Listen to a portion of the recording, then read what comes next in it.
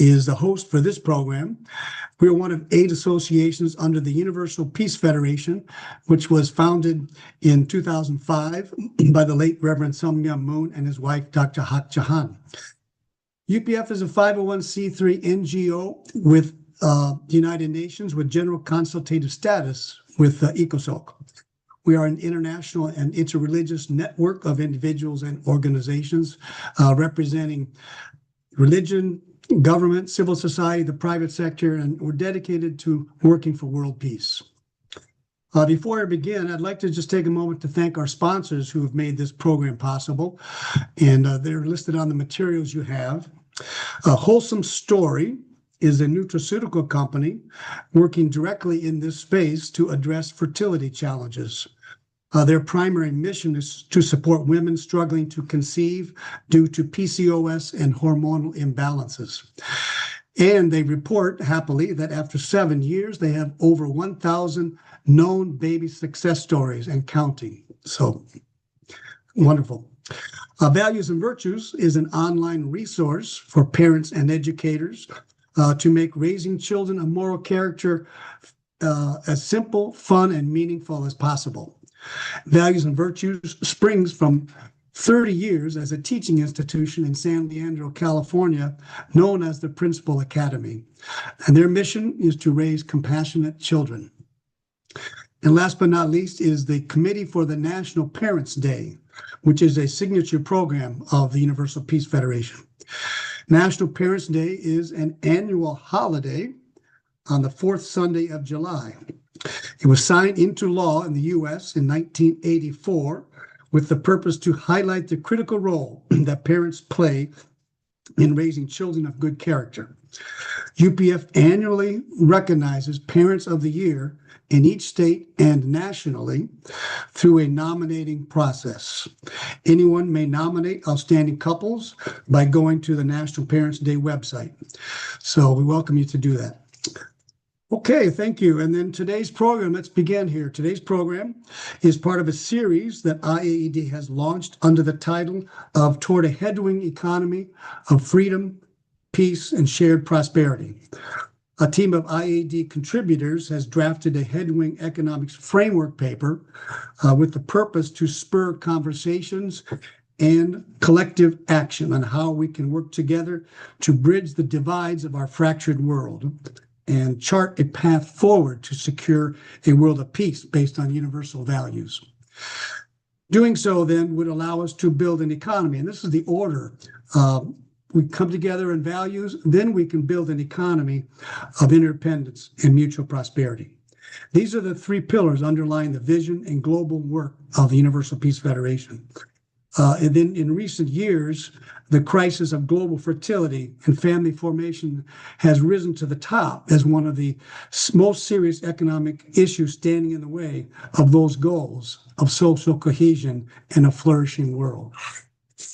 So tonight, we seek to bring you in this forum an understanding of the scale and nature of the decline in global fertility rates and why some economists have called this the most crucial economic issue of our time. What are the most serious consequences economically if this trend is not reversed? We will hear about barriers to family formation, child rearing, and the erosion of marriage as a cultural norm. Our speakers will discuss short-term economic and political policies that are now being tested in some countries or others that could be implemented to incentivize more births. Finally, what are the long-term cultural challenges and opportunities that nations face in creating a supportive, family-centered culture and economy? Why are strong marriages seen as a key, even by economists, actually, seen as a key to reversing the decline in fertility rates? Our speakers have a great passion for this issue and extensive expertise. 2 of them have recently returned from speaking in Hong Kong at a forum on global fertility crisis. So again, I'd like to thank you for spending this time with us, and especially to our panelists for giving of your time during these off hours. And so with that, I'd like to invite up our first speaker, Mr. Daniel Hess. Thank you so much. I'm really glad to be here. Dan, let me just introduce you properly here. Sure. Okay.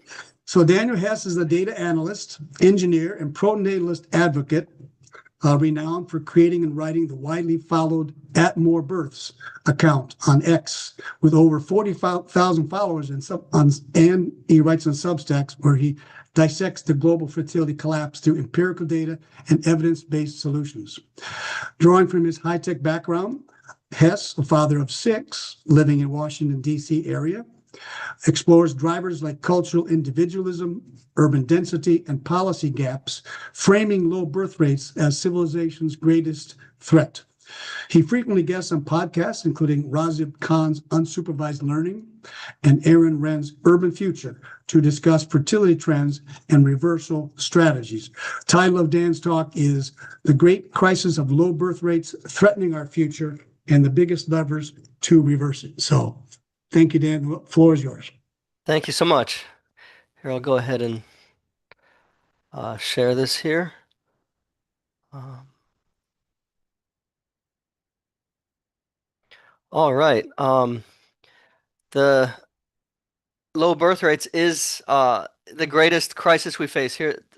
Economist Jesus Fernandez Villaverde uh, of the University of Pennsylvania says, if we are unable to address our fertility crisis, there will be an economic crisis that could have an impact measured in the quadrillions of dollars.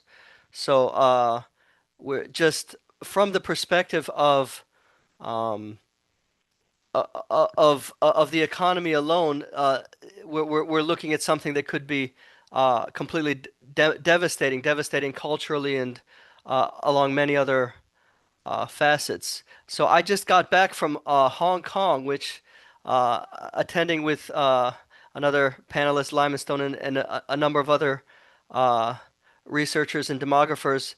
The Global Fertility Crisis Forum. It was my first time in Hong Kong, a beautiful city, but I was uh, left with the awareness that Hong Kong is actually dying out. The fertility rate in Hong Kong most recently in 2025 was 0.74 births per woman.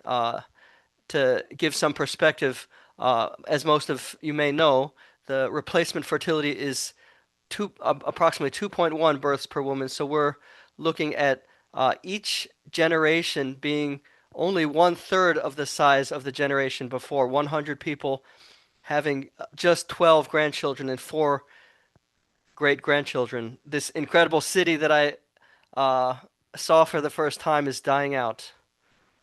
Um, Now the fertility seeing the fertility crisis is very difficult for a lot of people. We see people everywhere. We hear that the global population is at an all-time high. What's the problem?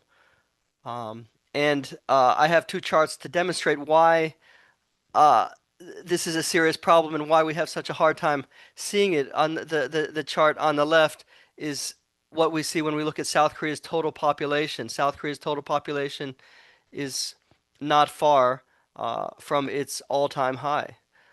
But if you look at a population pyramid, you see something completely different. You see that the younger generation is almost completely missing. There's very, very few children, uh, and the pop.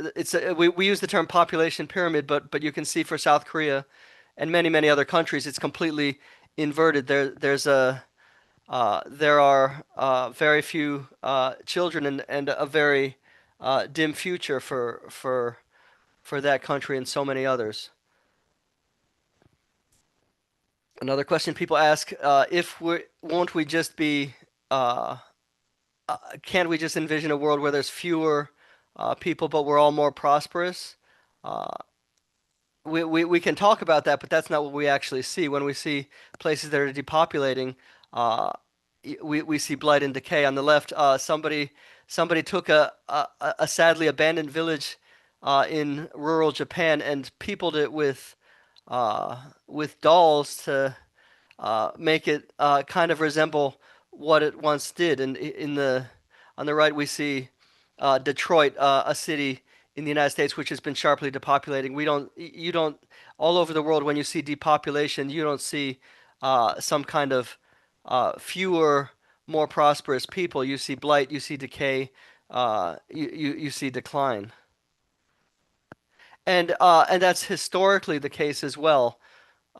Historically, civilization itself tracks population. So if you uh, when we what we think of as the Dark Ages after the fall of the Roman Empire was really a decline in population. And when you lose population, you lose economies of scale. You lose uh, often you lose technology. You lose so many of the markers of civilization. You actually when you have long run depopulation, you can see civilization itself move backwards. That's very hard to imagine, but that's the reality that we face. And this is particularly a problem with the ad most advanced and most prosperous countries. Here's a startling fact to consider. Uh, the 44 countries of Europe, including Russia, now have fewer children born every year than just one African country, Nigeria.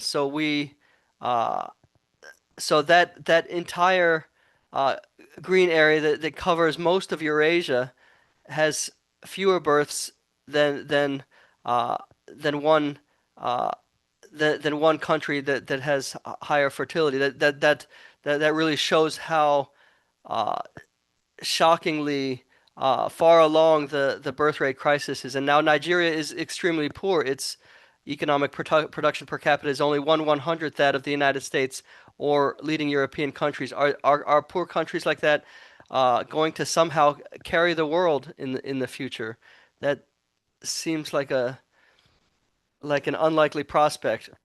And the fertility crisis keeps getting worse every year. Out of more than 100 countries that have fallen below replacement since 1950, only two have uh, returned to have above replacement fertility. Those two are Mongolia and Kazakhstan. All of the rest of the countries that have uh, fallen below replacement in the last 75 years have remained below replacement. So it's almost entirely true that countries that fall below replacement have been stuck below that level.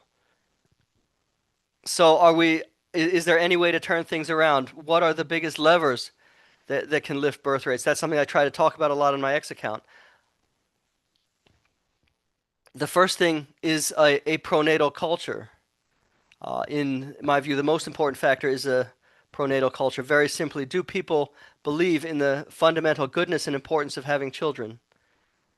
So there's only uh, one well-developed country in the world that maintains above replacement fertility, and that's Israel.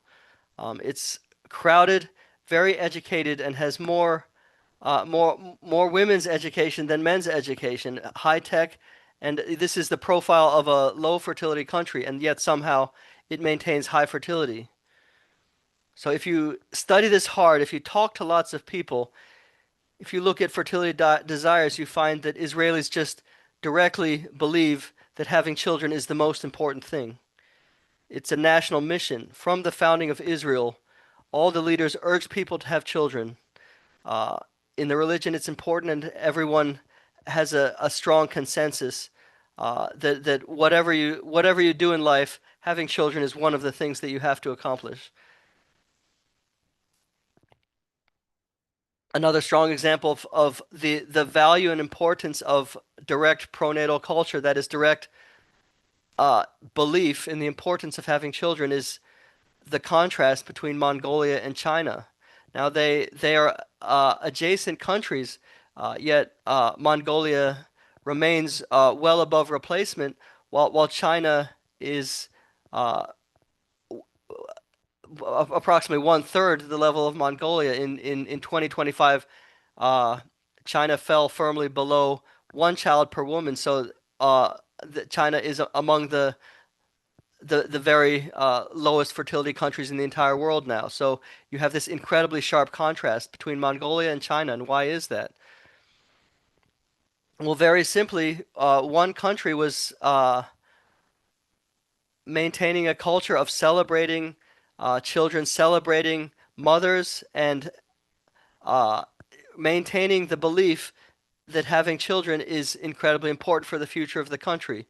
Uh, the other had strict population control, along with messages telling people uh, that it's bad to have children, it's bad to have a lot of children, we need to have fewer children. So that simple message permeating through the culture for years and years, for decades and decades, uh, resulted in a completely different mindset around having children. And Mongolia now has a bright future, and China has a future that is rapidly dimming. But we can look within China. There's one region uh, of China which under the leadership of a governor who is actually the father of the current prime minister premier of China, uh, is they had a two-child policy, and now to this day, uh, there remains much higher fertility in the Guangdong province where this man was governor. So merely uh, having a very strongly different cultural message, a different way of talking about the value of children, and just a different attitude toward children in that one province results in an incredibly visible difference in the total fertility rate today. Um, the second very large factor that I want to talk about is marriage. Uh, the difference between infertility between low marriage and high marriage countries is two times, and there's not a single country that achieves above replacement fertility with low marriage rates. So, toward that end, we need to try to sell young people on marriage, and actually, that should be an easy task. Married people are happier, married people are healthier, married people are wealthier, married people live longer. So, by all the metrics, marriage is a very good thing for people, and it should be an easy sell, but we've done a very poor job selling it. And particularly and this was a point that I shared in Hong Kong. Hong Kong in East Asia, has particular cultural norms and cultural history. I talked about arranged marriage in East Asia in particular. Virtually 100% of coupling of marriages in East Asia used to form by arranged marriage and matchmaking, and that has virtually disappeared as a form, and young people are having a very poor time in those countries, matching. And it is a very interesting point related to that to point out. In Israel, there is a vital and vibrant matchmaking culture. So it really seems uh, that old and historical norm could have a place again in the future. The next point, but to continue on marriage, it's not enough to have a marriage culture, but marriage has to be early enough. We've had this very strong trend toward later partnering, later marriage. Um, that was just highlighted in the New York Times today in two separate articles, and this trend toward very late marriage is a very strong association with lower fertility. And we have on the right, we can see what the fecundability curve really looks like from a paper by Michael Garuso et al., published in 2023. Uh, the fecundability curve, that is the ability to get pregnant, is very steeply age dependent, far more than anybody realized. Um, was a shock to almost everybody that saw this. That actually the ability to get pregnant peaks at age 20 and uh, is already dramatically lower by age 30. People think that maybe by 35, 37, fertility starts to drop off. By that time, the ability to get pregnant is dramatically reduced. The next major factor, I want to talk about is religiosity. And again, this, some of this content was shared very recently in Hong Kong. Um, and speaking actually to a Chinese audience facing uh, a great fertility crisis, China does not have religious freedom, and that's uh, in my opinion, no small reason why China's fertility is so incredibly low. Um, almost all the research says the same thing. Religiosity has a very large impact on fertility, particularly when a particular faith uh, directly teaches the importance of having children. And if we want to really uh, see a twofold or threefold increase in fertility and not just dabble at the edges. We have to really talk about these large drivers, and religiosity is one of the largest. If you look at the 13 colonies, there was a very diverse array of religious foundations, and America from its founding until about 1900 showed the fastest uh, demographic growth of any country in history. And uh, I really think the evidence shows that a lot of that had to do with the fact that America was a very religious country. America, a country founded on religious freedom, and really had actually round after round of great awakenings, and so the intense, certainly compared to Europe, America's very much stronger religiosity played a very powerful role in its demographic success and its demographic growth at the during the 1800s, when America was growing at an unbelievable clip.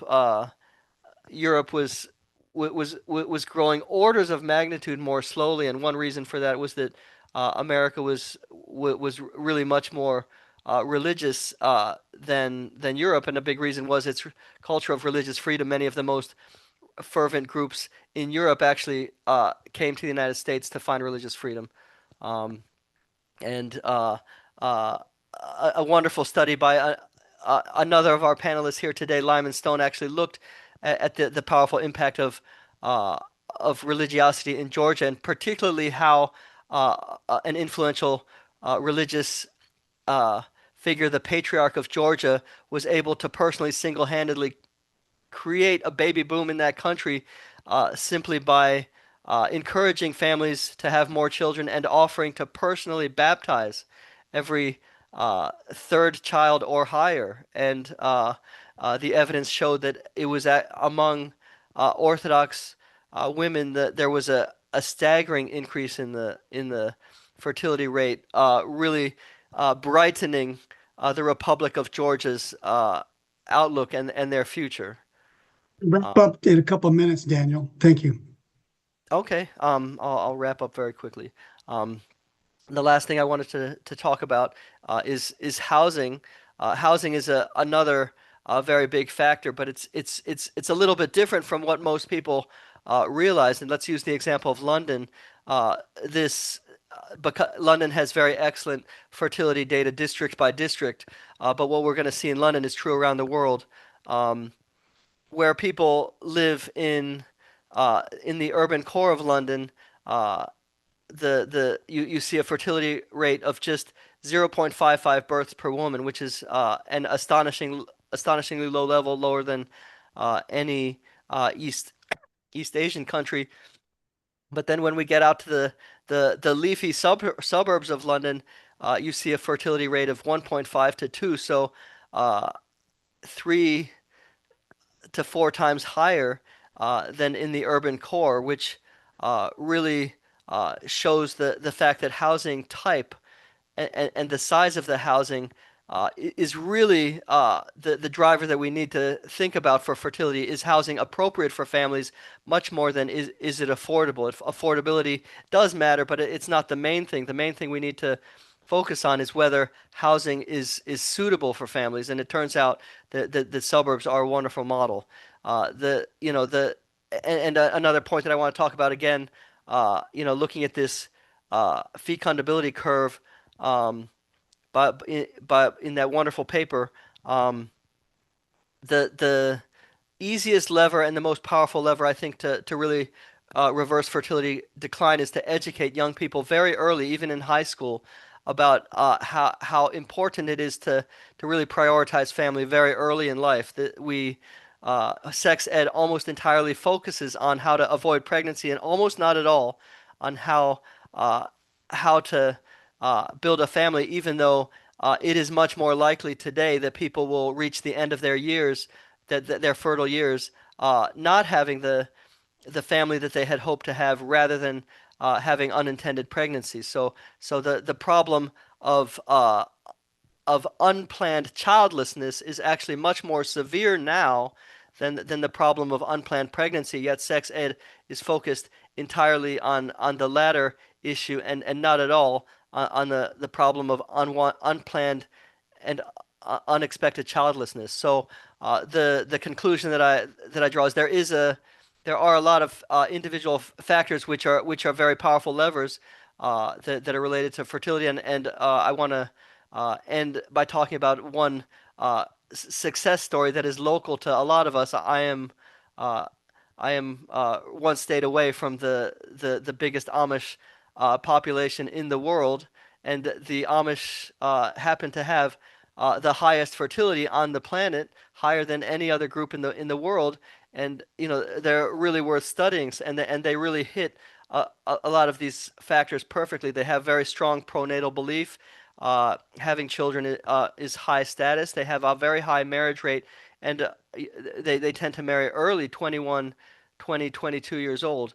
They are very religious, and they are also uh, spread out on the land in the type of housing that is really perfect uh, for perfectly suitable for families. And we don't have to become Amish to learn from them in a lot of different ways. And as bad as the crisis is, and it is very severe, there is hope. And we see it in a group right in our midst. Okay, well, thank you very much, Daniel. We'll hope to get some questions maybe later, but I think we'll keep moving forward here a little bit. If you do have questions, you can put them in the Q&A. I think that's the best place, and we'll try to answer a few of them at the end. But I'd like to invite up our next speaker is Dr. Lyman Stone. And Dr. Stone is an American demographer and public policy commentator.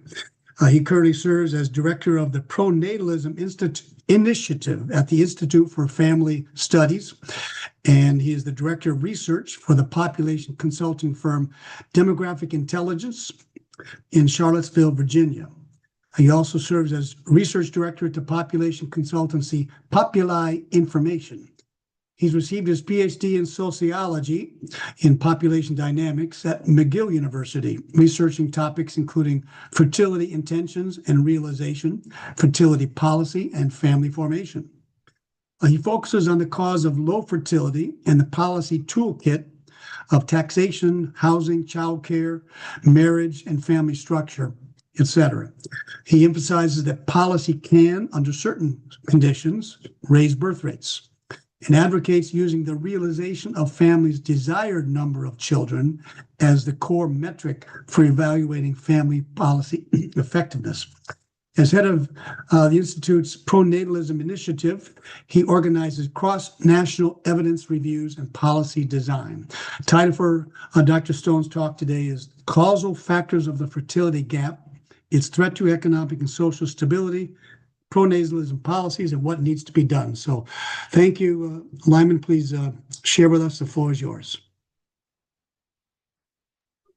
Thank you. I do apologize if there's some background noise while I talk.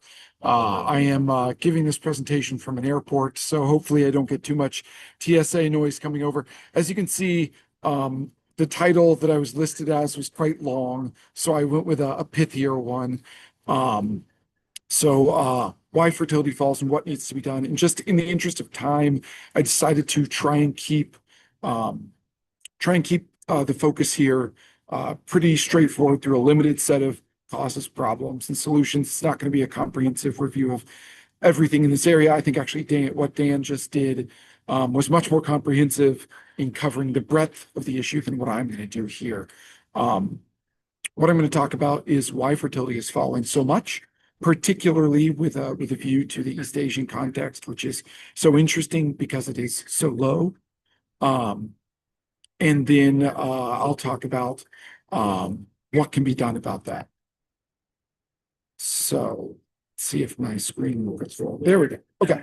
So just to start with, the question we would want to ask is what explains the great variation in fertility between high income countries or industrialized countries? Obviously, Mongolia is not as high income as the USA, but it's a relatively industrialized country with a high life expectancy, high educational attainment.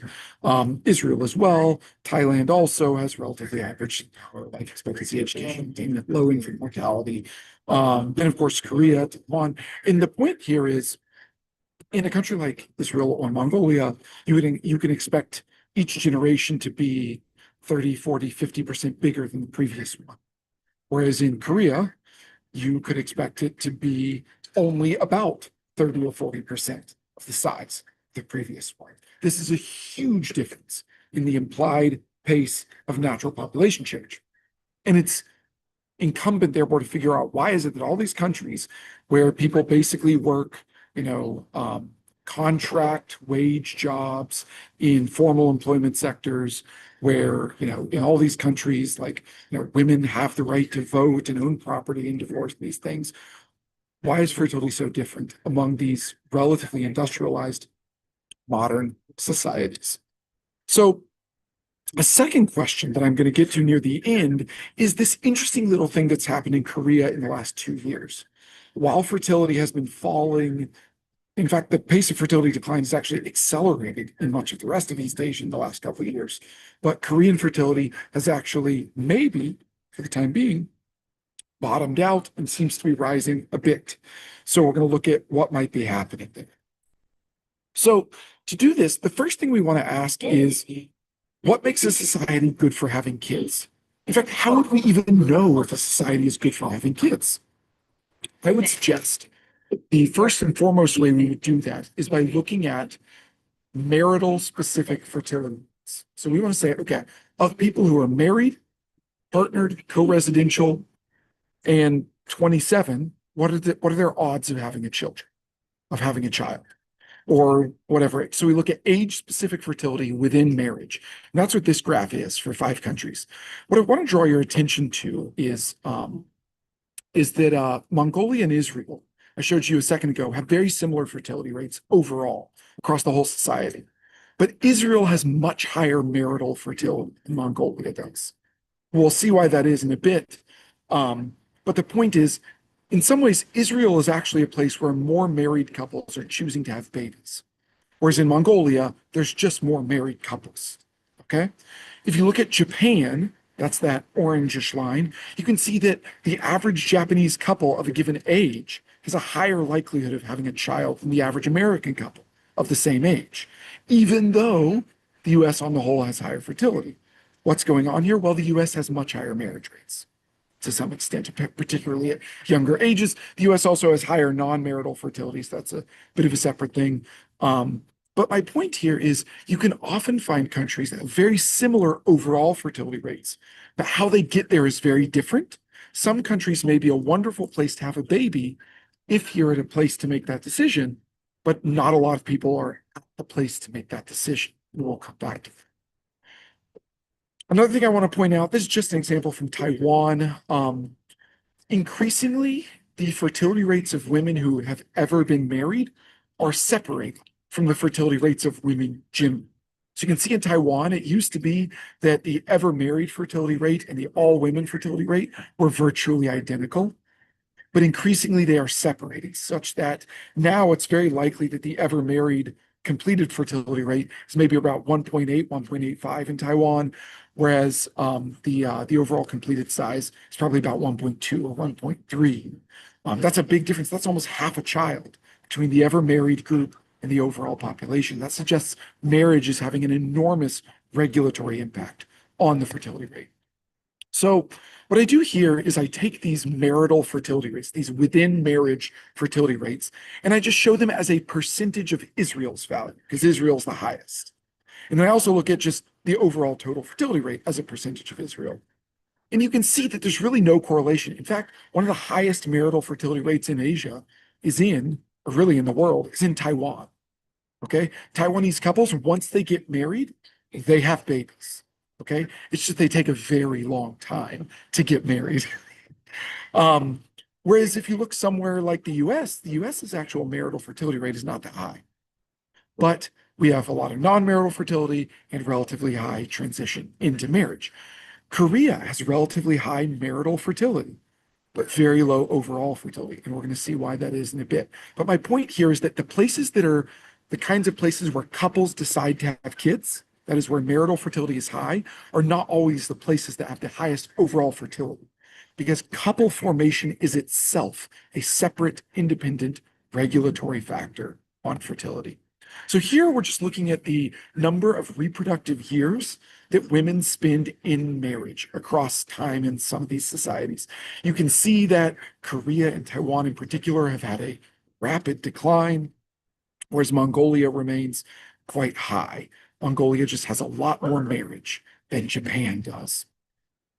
So if we look at the marriage share, so now we're comparing the TFR as a percentage of Israel's to the marriage share as a percentage of Israel's. We see, except for the US case, it's a much stronger correlation.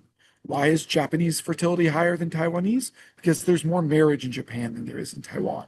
Why? The US is a bit different again because there's a lot of non-marital fertility, but why is Mongolia so much higher than the other places? It's because Mongolia has more marriage than the other places. It's just a question of coupling. So what we've learned so far, couples are still deciding to have kids in Asia at pretty high rates, but fewer couples are forming. And this is a possible candidate explanation for fertility decline. So we can actually simulate this in the case of Korea pretty easily because we have good data. We can say, okay, imagine it's the year 2000, and instead of the actual history that we've experienced, the share of women that were married did what it really did in history, but birth rates by age and marital status were chained at their 2000 levels. So basically, the decision parameter about whether or not to have kids based on age and marital status is held fast at the 2000 levels, but the share of population that's married changes just like it does. That's the gray line. You see, the gray line is actually lower than what actually happened. What that tells us, very simply, is that actually Korea's fertility rates for a given age and marital status have gone up. Even as Korea's overall fertility rate has gone down, the people in a position to decide to have kids have actually been more likely to decide to have kids, which I think is because Korea has been doing a lot of stuff to make having kids better. More financial incentives, more various programs to support families. A lot of this has been happening in the last 15 years. The orange line is what if you did the opposite? What if you said, okay, birth rates fluctuate exactly the way they did in real history, but the married share is chained to its 2000 level. What you can see is if there had not been a decline in marriage, births in 2023 would have been pretty much the same as what they were in 2000. 100% of the decline in Korea's births can be explained by the change in the share of people who are married. That's it. 100%. The entire decline in births is explicable just through changes in the rate at which Korean people are falling in love and getting married. Now, that doesn't necessarily mean that's the whole causal factor because causality is a kind of different question. This just means descriptively, we can explain it this way, we can decompose it this way. So what we've learned so far here is if the marriage rates of 2000 have been stable, Korea would have had 2.4 times as many births in 2023. Fertility rates within marital status actually rose over time, even as Korea's overall fertility rate fell, which should tell us that Korea kind of became a better place to have kids if you have a partner to have them. That's the real problem. So if it's marriage, if it's really just about marriage, should we even care about pronatal policy? We don't need to nudge people to have more kids. We just need them to get married. And I want to push back against that a little bit. There's 4 reasons. We should care about direct pronatal policy. That is, policies aimed at having babies for 4 reasons. First, helping families is just a good idea anyways. Families do vital work for society. They create public goods for society. Helping them is good. Second, bigger families can partially offset low marriage. So Korea's fertility would have fallen much more if marital fertility rates had not risen. So the fact that couples in Korea that did get married increased their fertility rate suggests that we can partially offset rising singleness with bigger families of those who do marry. Third, some people might be postponing marriage because they don't think they can afford kids. Making kids more affordable might induce them to consider marriage. And finally, and this is something I want to emphasize, cures don't always have to fix causes. There are multiple people on this call right now who are wearing glasses. Bad eyesight is caused by age and genes, sun exposure.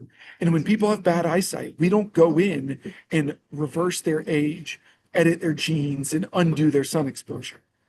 We put glasses on them, or contacts, or LASIK. Cures don't always have to fix causes. Just because declining marriage is the cause of fertility decline doesn't mean that the solution has to be raising marriage back to 2000 levels.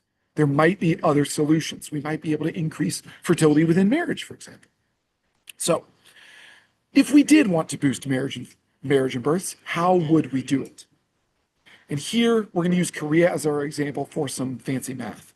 And I'm not going to bore you too much with the exact math. Suffice to say, the estimates here are coming from an unpublished meta-analysis. It's going to be published in a volume from the University of Chicago later this year from 157 different empirical studies of how cash influences fertility.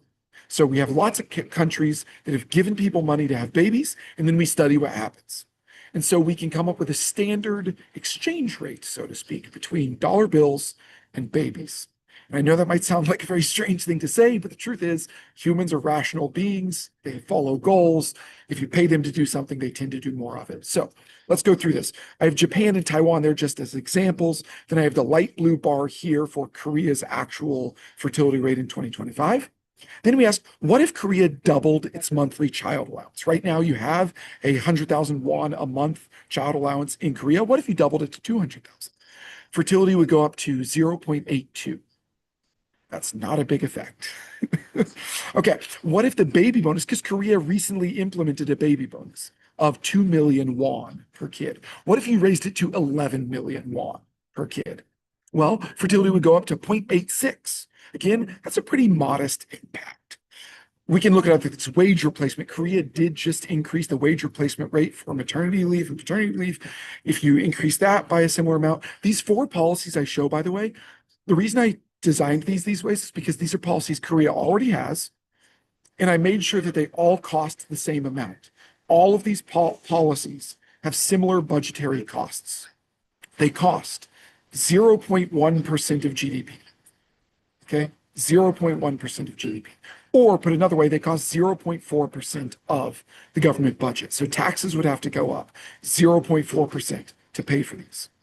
Now you can see at the back end, Korea actually already has a lot of prenatal policies. If they didn't exist, we can also say, what would fertility be?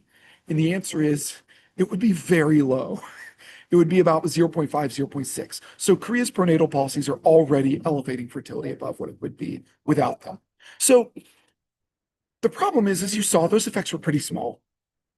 So maybe it's too expensive. Maybe all these cash policies are just too expensive and we shouldn't bother with them because it costs too much to get more kids that way. But I'm going to say that's wrong. Because if we think about, say, that baby bonus, an 11 million won baby bonus, for those who don't think in terms of won, that's about 20% of GDP per capita. So that's like saying you get 20% of a typical salary just for having a baby, just cash check right off the bat. Okay. That 11 million won baby bonus would cost, like I said, only 0.1% of GDP. That is not actually very much money in the grand scheme of things. So let's do a little hypothetical. What if Korea committed to spending 15% of government spending on a baby bonus? That's about 4% of GDP. So what if Korea said, we're going to try and spend about as much on baby bonuses as we do on pensions? What would happen then? This would be a 168 million won baby bonus. That's the equivalent of 4 years of salary just for having a baby. Okay, just right off the bat. So that's a huge gift to families. What would that do? Well, that would raise fertility to about 1.9 children per woman, almost replacement rate. Now, that's a lot of money, 4% of GDP, that's not nothing. But also, if you ask me, would you be willing to pay 4% of GDP to save your country from extinction? I would say yes. I would pay it in a heartbeat. So it is a lot of money. It's not so much. Now, there might be other reasons we don't want to do that. You might worry about moral hazard. Maybe if you just give people huge amounts of money to have babies, they'll abuse the system somehow. Maybe this will ruin workplace participation. People won't want to work. Maybe this will result in too much public debt. Okay, so there might be other reasons you don't want to spend that much money. But the point is, yes, it could be done. But there is a second path. If we think what we should really do is target marriage, we might wonder, how can we do that? And the first way is to target marriage penalties. Now, I only looked at this for about an hour to figure out what are Korea's policies in these areas. And right off the bat, I found at least 6 different policies that have marriage penalties baked into them. There's a spouse deduction that right now does not fully equalize the treatment of spouses. There's a female taxpayer deduction that particularly discourages women from marrying. There's a household income means test for the earned income tax credit. There's these other programs, the loan parent support subsidy, the basic livelihood subsidy. There's at least 6 different programs where I was able to find in just an hour of looking that there are marriage penalties. So finding ways to get rid of marriage penalties so that people don't lose benefits just for getting married is important. But there is another interesting quirk here. And that is that little increase in Korean fertility in the last 2 years. It's gone up ever so slightly. What's happening there? That's weird. That's interesting. Well, starting in 2024, Korea rolled out a 1 million won bonus for marriage. In the year you get married, the family is paid 1 million won. That was in 2024. It lasts until 2026. Here are 2 different measures for the marriage rate in Korea. One is the crude marriage rate. The other is the total marriage rate, which is controlling for the number of unmarried people exposed to marriage. And you can see as soon as this policy was implemented, marriage rates rose up immediately. I think what that tells you is that Koreans are willing to marry if the financial package of marriage looks good, if it looks like a good deal. So, cash for marriage might have some of the same problems. Okay, there might be adverse selection or moral hazard or other kinds of public cost issues that we are concerned about. But at the end of the day, it can happen. You can subsidize marriage and get more for it. Now, as Dan was mentioning earlier, cultural, social, religious influences matter a lot. They arguably matter more than finances. The problem is they're very hard to study because we almost never measure them.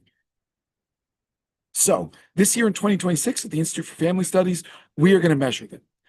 If you look in places like the International Social Survey Program, the World Values Survey, the General Social Survey, they often have none of the relevant questions we would want to ask about the cultural influences on fertility. What would your mother-in-law think of you having kids? What would your friends think of it? Do you think kids in your country have a good childhood these days? Would you be happy having kids? These kinds of broader cultural questions about family are almost never asked. So we're going to ask them. In the 2026 IFS Global Fertility Culture Survey, we are going to be surveying respondents in at least 6 or 8 countries, including Japan, Korea, Taiwan, Hong Kong, Singapore, the US. We're hoping to also do some European and maybe Middle Eastern countries. We're going to be asking these questions about school experiences and upbringing and friendships and social media, coworkers, all these different cultural and social influences that we know impact fertility, but we have a hard time measuring. And we're going to figure out what specifically about certain cultures generates pro or anti-natal results. And the reason I bring this up is not just to say, wouldn't it be cool if we knew these things, but we'd love for people to join our work. The survey is going to begin in April, but we need more partners to reach our target sample size. We'd love to have a very big survey. Right now, it's going to be a moderately sized survey. We'd love it to be even bigger. So if you or a government near you is interested in partnering with the survey program to get better cultural data on family and fertility and social influences on fertility and how we might be able to encourage births without spending insane amounts of money, then please get in touch with me so that we can talk about this. Thank you. Okay, wonderful. Thank you, uh, Dr. Stone. That was a deep dive. Actually, we can see that the demographic study involves a lot of factors, and there's a lot of ways you can go with that. Wow. Probably some follow-up questions, but we're going to keep moving on here for now. And if I could invite up Mr. Delano Squires as our next speaker. Yeah, thank you, Dr. Stone. So Delano Squires is director of the Richard and Helen DeVos Center for Human Flourishing, where he focuses on policies and social norms that promote marriage, fatherhood, and healthy families.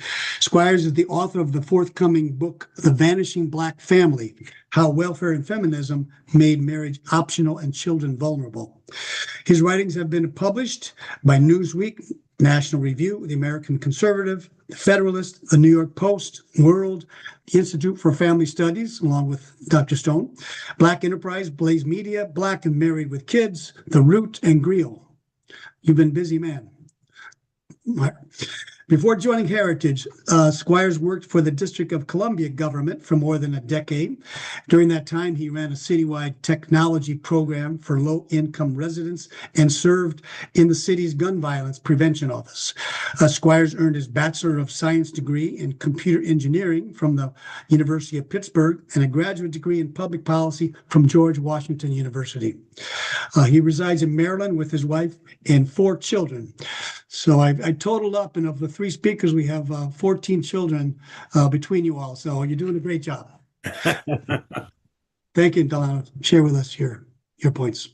Thank you. And I know okay, there's my presentation. So yeah, again, thank you for this time. I want to keep my presentation brief so we can get to Q&A and anything else.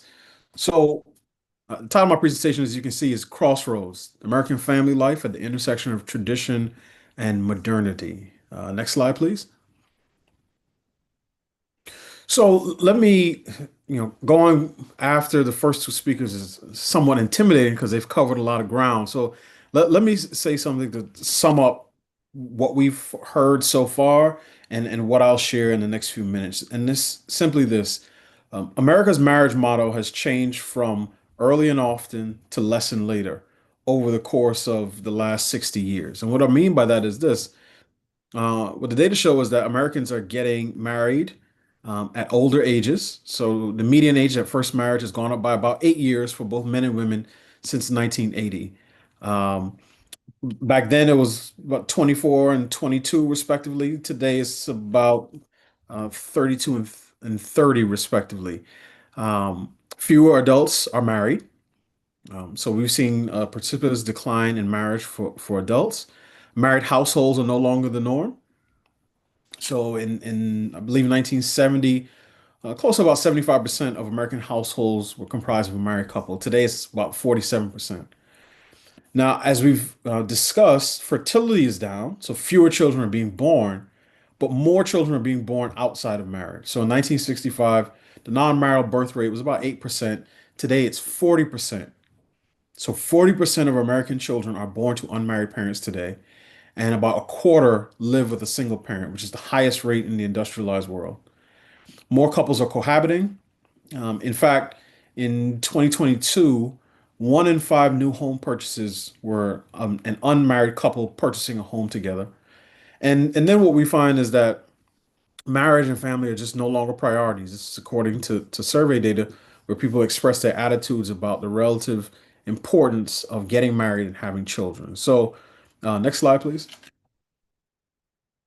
So again, I just have a few graphs to confirm what it is that I said. And again, we can see that the share of adults who are currently married has been on a steady decline since the 1960s. The only group that's held steady, and the data for them doesn't go back as far as 1960, are Asian American families. Everybody else has been on decline. Next slide, please. And as I said, age of first marriage has gone up. So you have fewer people getting married, and when they do get married, they wait longer and longer to do so. Next slide. So what we've seen, again, share of births to unmarried women, so the non-marital birth rate, on a steady increase. So I don't have graphs for total fertility, but as we've said, that has been on a decline. So I want to say total fertility rate was about 3.65 60 years ago, and I believe we're at about 1.62. I'll let the demographers take those decimal points out as far as they need to. But the point is that fewer children are being born, but more are being born outside of marriage. Next slide. And as I said, the percentage of children being raised in a two-parent home has also been on a steady decline. Next slide. So this chart I think is really important. So this is from Pew Research Center and asked the question to survey respondents whether society is better off if people make marriage and family a priority, or whether society is better off if people have other priorities aside from marriage and children. Now, they didn't say what those other priorities would be, but we could use our imagination and fill it in. You know, the pursuit of education, career advancement, travel, all the things that people do when they become adults. And what we see is close to two-thirds of Americans say society is just as well off if people have other priorities than marriage and children. This includes more than half of people who identify as Republican, over 40% who call themselves conservative. But go all the way down to that last line, and that's 85% of people who identify as liberal say that society is better off or just as well off if people prioritize things other than family. So I think what we see is just a change in cultural attitudes towards marriage and family. I would argue we used to be a family culture and people fit education and vocation in where they could. And now we're a culture that prioritizes those things, financial independence, advanced education, and people are trying to fit family formation in where they can. Next slide, please. So again, let me put this in a different way, which is to say, um, the marriage motto has changed and the marriage model has changed. So years ago, what social scientists would say, we had a cornerstone marriage model, which is that couples would come together when they were fairly young and they would build a life together on the foundation of marriage. And now what we have is a capstone model where couples wait until they finish their education, bachelor's degree, master's degree, or even further, until they are much more stable in their careers, until they've traveled the world, purchased homes, and then they say, okay, I'm ready to get married at a later age. That's the capstone model. Now, if the United States continues on our current trajectory and we get to where Spain is, where I believe the average age of first marriage is about 37 for a man and 35 for a woman, at that pace, eventually societies will get to the tombstone model, which is when people get married with more life behind them than they have in front of them. And you can imagine what that would do for total fertility rates. Next slide, please. So why is this important? Well, it's important because um, families are important, because children are important. And children are the lifeblood of their families. The family is the cornerstone of any society. And if I wanted to drill down even deeper, one of the things that my work focuses on, and certainly at the Heritage Foundation, is not just the output measure of total fertility. It's also about ensuring that more children are raised in a married two-parent home. And what we argue is that children have a right to their parents because the act of creation comes with an implied obligation towards stewardship. And that right is best exercised in a loving, low conflict home with a married mom and dad. And what we see is that children who are raised in that environment have better outcomes on a range of social and economic output measures than children who are raised in a single parent home. So that's better grades, less, all things being equal, better grades, less trouble in school, less likely to end up in poverty when they're raised by their married biological parents. So that's why focusing on marriage and family formation matters so much because it matters for the safety and stability of children. Next slide. So the question is, well, how did we get here? Um, there are a number of complex factors, but let me boil it down to two things. And I will list these two things because every change in family formation patterns and family dynamics, I would argue, is dependent on changes in one of at least three fundamental factors. That's you have men, you have women, and you have the institution of marriage. So I'm looking at things that destabilize or disrupt or distort one of those three factors. And what we see in the 1960s, at least in the United States, is that in the mid 60s, you have the rise of two major cultural shocks that interacted with one another in such a way to destabilize the home. One is the rise of big government liberalism, or the expansion of the welfare state. What you saw in 1950, I'll put some numbers to this. In 1950, social welfare spending was about $1 billion, right? By 1985, it had ballooned to about $62 billion. And what the expansion of welfare and in many respects the recruitment of low income unmarried mothers onto welfare did, it sent a cultural signal that men are no longer the ultimate are no longer ultimately responsible for the children that they create and bring into this world. Um, the government, I'll say just Uncle Sam for the sake of argument, Uncle Sam assumed the role of husband to millions of women and father to millions of children, starting in the 1960s. And at the same time, you have the rise of second wave feminism, which was beaming out to women through the academy, through media, through protests, the idea that femininity is weak, masculinity is toxic, marriage is oppressive, the home is a prison, and children are a burden. Now, again, that's big picture. There were many things going on at that time. You had changes to reproductive technology. You had the advent of the pill.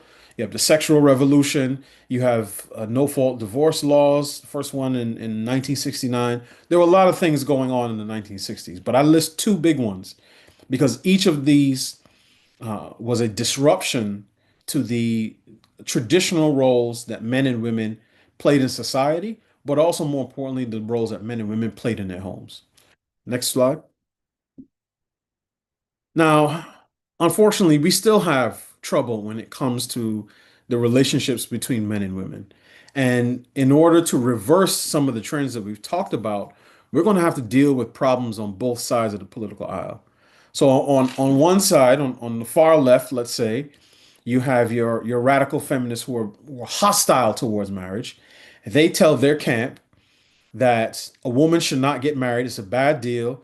She's going to give up her independence. She is going to subject herself potentially to an abusive or an adulterous male.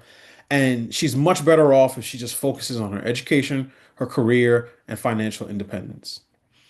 On the far right, what you have is the red pill men, right? The Andrew Tates and some other names within sort of red pill community that you find oftentimes online, the outer edges of the internet, who are telling their tribe, young men, that marriage is a bad deal, particularly in a society where women have more economic, cultural, and political power than ever before, and that any man who gets married should expect that at some point his wife is going to divorce him and take half of his stuff. So if you really want kids, just have kids. Don't worry about getting married. Just focus on your education, your career, and financial independence. So this is the horseshoe theory of family formation, which is the far left and far right are both preaching to their respective tribes that the traditional way of forming a family is no longer beneficial to them. And that is one of the things that we're going to have to contend with. Next slide, please. But there's another thing. And I would say that this is, in many respects, on the political right among conservatives, which is the idea that pronatalism is enough.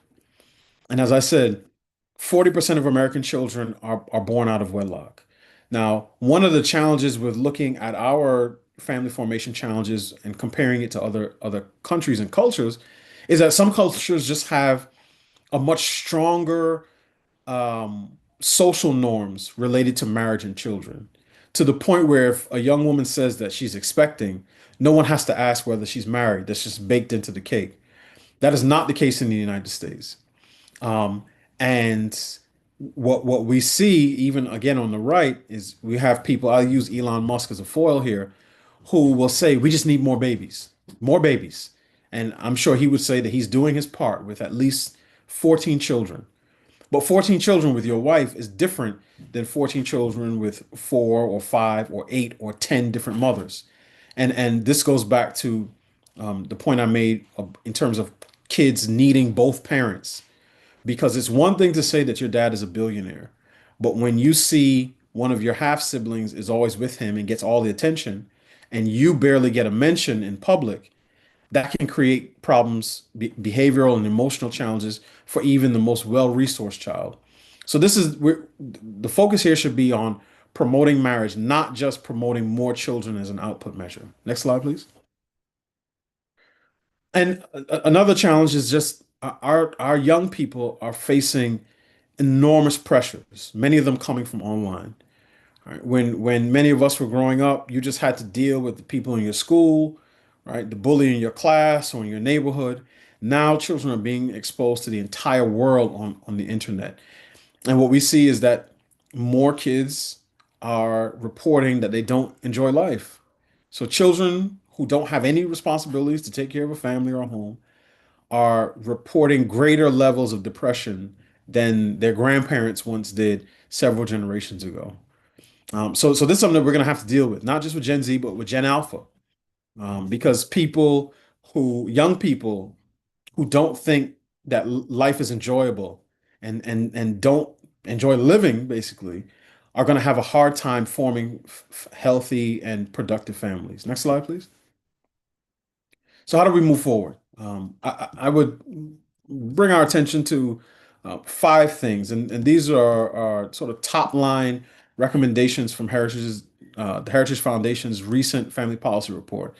One is to stop punishing family formation. So you've heard some of this before, which is remove government created barriers that discourage marriage and family growth, right? These could be it's like eliminating welfare marriage penalties and welfare and tax programs, making welfare benefits transparent and holistic so that families understand the real impact of marriage on their finances. The second is to restore the American dream by making it possible for families to thrive economically and culturally. So that's reducing the regulatory and fiscal burdens that make it harder to own a home or start a business or raise a family. The third is support marriage and working families by actively encouraging and rewarding marriage, parenthood, and family stability. So what we mentioned in our report, we had a couple ideas. One was the FAM credit, the family and marriage credit, tax credit for married parents with children. It would be the proposal is a $17,000 one-time credit for married parents with kids and a 25% bonus for larger families. We also proposed what we called a new early wed starters trust, or NEST for short, which would build on the idea of the Trump accounts, but instead of $1,000, it'll be $2,500 when a child is born. Which again you can contribute to that account, and then with compounding interest, obviously, when that child gets to a certain age, if the child marries and who would now be an adult marries before the age of 30, they would be able to take a distribution on that money. So if you have 2 kids, let's say born the day after this is passed, who get married at 28 years old, they would be looking at about $35,000 for when they get married that they can use on a down payment or a very expensive honeymoon if they so chose. But this would be about encouraging young people to start families in their sort of prime fertility years. Fourth is to spur cultural and civic renewal by rebuilding the cultural foundations that support family life. So this speaks to the idea that religious and civic institutions really help provide the cultural infrastructure for supporting married families. This could also take the form of public awareness campaigns and education that highlight the benefits of marriage and family. And then finally, we propose adopting a whole of government approach by aligning all federal agencies and policies to consider their impact on families. So that will require every federal agency to assess how its policies affect marriage and family formation, and make family impact a key criterion in grant making, regulation, and program evaluation. Next slide. And all of this is about keeping the mission in mind, right? So what we are thinking about is not just the individual cell, the nuclear family, what we call it. I think the goal is multi-generational family success. And one of the reasons that we should focus not just on the success sequence, right, which is marriage before baby carriage, but also the success timing is because if I get married at 37 years old and I have a son, my first child at 40, and I have a son, and he follows in my footsteps, married at 37, first kid at 40, I become a first-time grandfather at 80 years old, which is past the average life expectancy for an American male. So part of emphasizing the timing aspect of the family formation is so that children have the benefits of being able to learn from their grandparents, and grandparents have the benefit of being able to enjoy life with their grandchildren. And I think this model, the intergenerational model, is really the ideal that we should be shooting for. Thank you for your time. Okay, thank you, Don. That was exceptional. We appreciate that. You know, not totally surprised, but the focus has really come down to marriage, even though we're, talking about economics and the instability that the fertility crisis could bring to our economy. So there are some questions we could follow up on that. One economist that I want to just bring up to here, kind of summarize what we've said, that there's been 150 years of a decline of the economic value of having kids. We're no longer an agricultural society, we're industrial. We have Social Security and other things to take care of people when they get older, rather than relying on their children. And the opportunity cost for women to have to give up working to choose families is higher than it was in the past. So she makes the point, and that's what I'm leading into this next presentation, and what you all have said here, is that we need to find and strengthen the non-economic rationales for having children. And in many of the talks, you brought out some. And in our next presentation here, we're going to look at maybe theology itself as helpful to bring out a deeper understanding of marriage and having children. So our next speaker, I'll introduce him. This is a video that has been prepared. Dr. Robert Kittle is he's lived and worked in Asia since 1975. Currently, he's the director of the education for the World Christian Leadership Conference, WCLC. He received his doctoral degree from the University of Bridgeport in Connecticut in 2004, specializing in family values based on character education for adolescents. During his nearly 5 decades of living and working in Asia, he's published 14 books, articles, curricula, and in-depth research papers, along with being a photojournalist with stories running in 7 international publications. Additionally, he's been a guest speaker and educator in colleges, universities, faith-based organizations, teaching hundreds of thousands of students in more than 40 nations. And he lives in Chicago now, and he lives in a 3-generation family with his daughter's family and grandchildren. So let's allow Dr. Kittle to share with us his views on this topic. Thank you, Alan, for this invitation to be part of this critically important Head-Wing Conference series. I have limited time. Let's begin.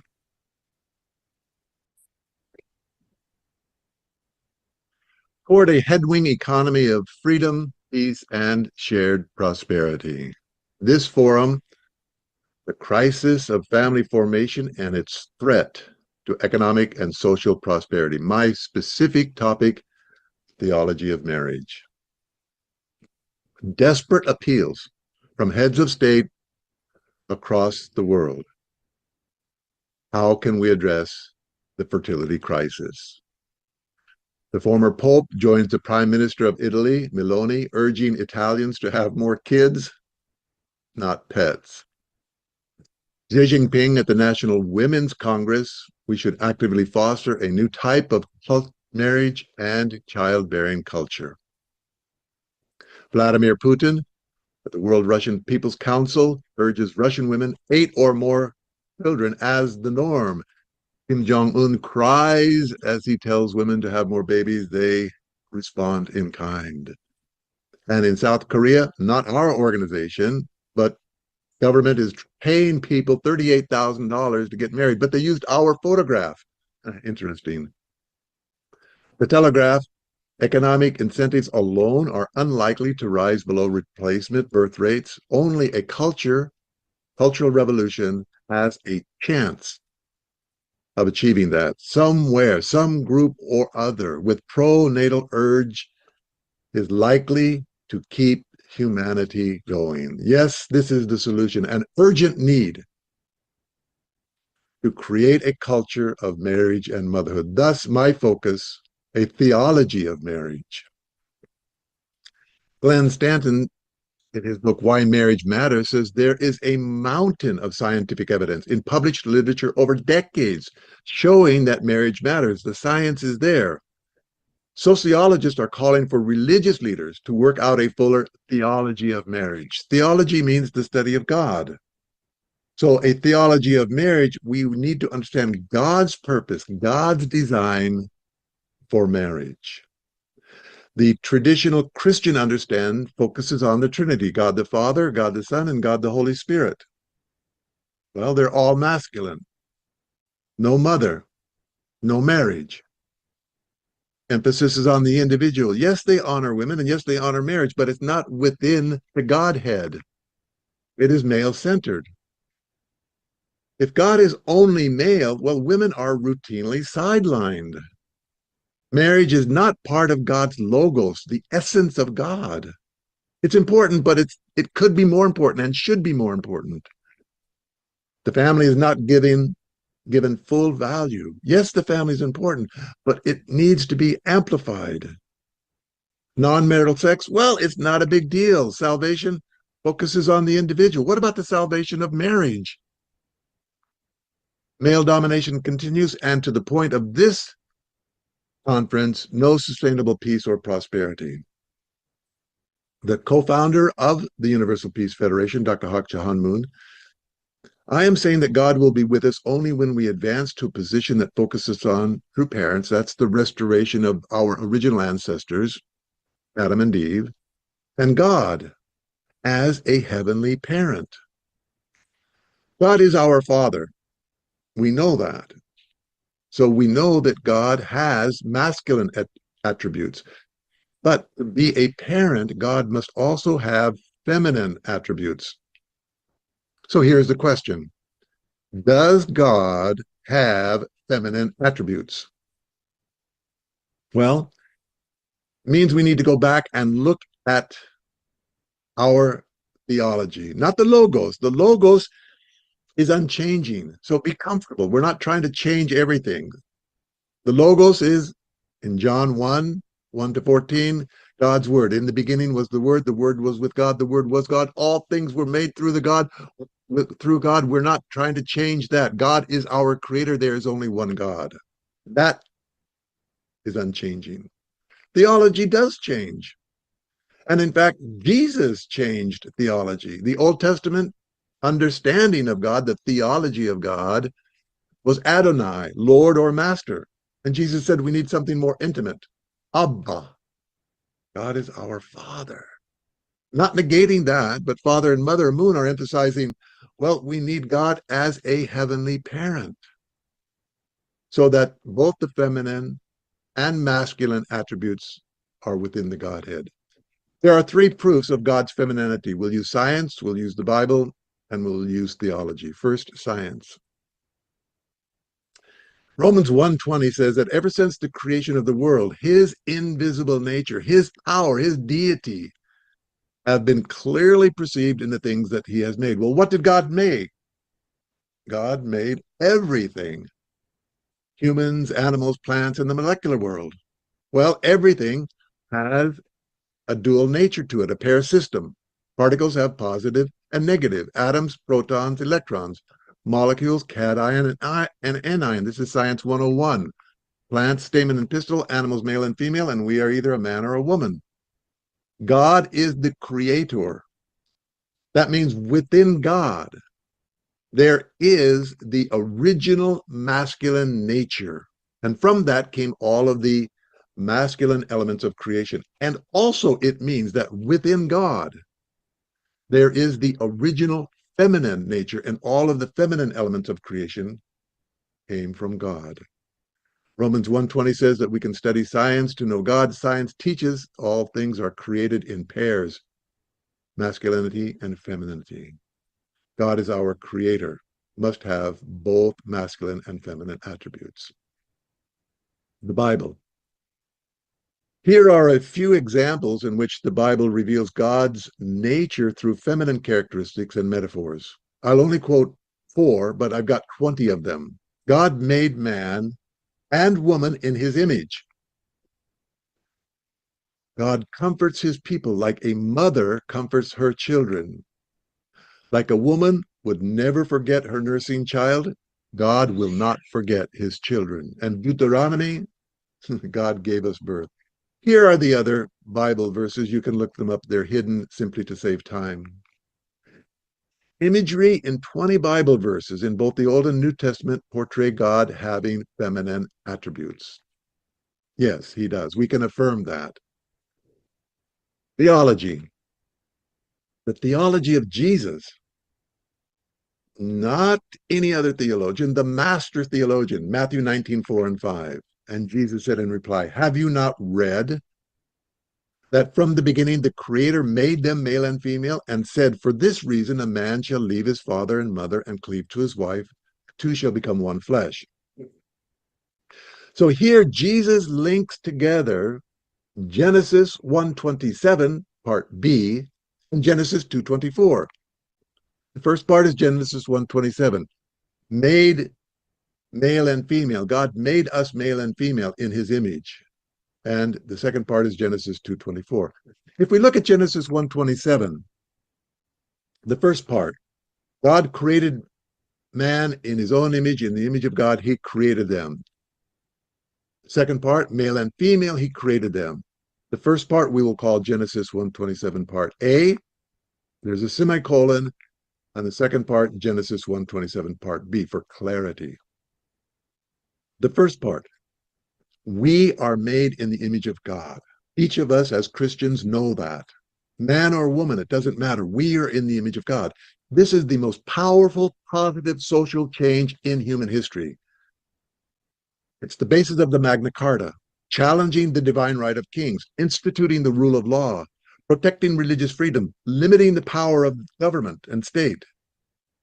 It's the foundation for habeas corpus. And it continued. This was written by the Archbishop of Canterbury, continued with the religious reformations, and then men and women working together, also, for the end of slavery and the universal human rights. No time to go into those, but all important, rooted in this, we are in the image of God. The second part, male and female, he created them. We are in the image of God as a couple. Not only as an individual, but as a couple. This is waiting to be unleashed, this concept. And if it will, it would be atomic bomb theologically. This is what Jesus quotes in Matthew 19. So a man is in the image of God, yes, and a woman is in the image of God. That's the first part, Genesis 1:27. Each of us are in the image of God. But what happens when a man who is in the image of God and a woman who is in the image of God get married? Then the degree to which they mirror God's image amplifies. Man can do something he couldn't do without marriage. He can be a husband and a father. The woman, she can be a wife and a mother. So Genesis 1:27 part B, together, man and woman are more in the image of God. They amplify God's image. So are we created in the image of God individually or in the image of God together as husband and wife? And the answer, of course, is both. The next verse, Genesis 1:28, is called the three great blessings. And again, it's almost a repeat of what was said before. And God blessed them and said to them, be fruitful and multiply and have dominion over everything that moves upon the earth. Be fruitful. That's the individual relationship with God. Jesus said, I'm the vine, you are the branches. Without me, you cannot bear much fruit individually. That's in the image of God as an individual. Then multiply that image. That's the image of God as a couple. Has not the one God made you? Continues in Malachi. You belong to him in body and spirit. And what does the one God seek? What does God want? What is God's dream? Godly offspring. Well, to have godly offspring, you need two things, godly children and godly parents, the first and second blessing. So theology also affirms this. So God is having the attributes of original masculinity, and God has the attributes of original femininity. Biblical based logic. So we can affirm God is our heavenly parent. And when we do so, look at the advantages of understanding attributes of the Logos. Well, God becomes a heavenly parent, as we just discussed. There's a balanced gender inclusiveness within the Trinity.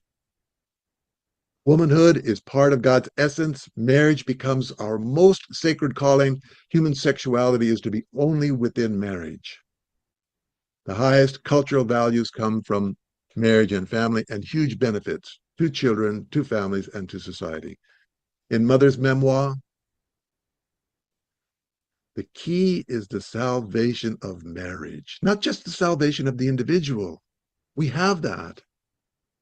The key is the salvation of marriage, the oneness of husband and wife made in the image of God. And this is what we celebrate. Every religion honors marriage. Christian, Confucian, Sikh, Hindu, Buddhist, Muslim, Shinto, Jewish, Korean, First People, African, Chinese. So to solve the population death spiral, we need to create a new culture that honors womanhood, honors motherhood, honors marriage, honors the family, teaches we should live in three-generation families, which I do, my wife do. We're living with our daughter and her husband and three grandkids. The fourth one is coming within a month. And create a culture where these values are embedded in every element of society, everywhere. Whatever your job, it doesn't matter. The state's foremost responsibility is to respect, defend, and promote the family. Yes, politicians have judicial, legislative, executive responsibilities, but defending, promoting the institution of family is the most important. The United Nations Declaration of Human Rights, UPF, is part of the United Nations. It has general consultative status with ECOSOC. Article 16, the family is the natural and fundamental group unit of society and is entitled to protection by society and the state. God's original purpose and design for marriage is found in Genesis 1 and 2, which exist before the fall, Genesis 3. In Genesis 2:24, it says that a man should cleave to his wife, and they should become one flesh. Human beings created educational, political, financial, judicial institutions, for example. But the institution of marriage was created by God so that a couple together mirror the image of our heavenly parent. In other words, we were created, we were designed to be married. This is our most sacred treasure. And I want to again close by quoting this. It's my favorite passage in Mother Moon's memoir. a mother of peace. The key is the salvation of marriage, the oneness of husband and wife made in the image of God. That is the essence of a theology of marriage that can help focus and clarify the needed theological changes in order to emphasize marriage and motherhood. Thank you very much.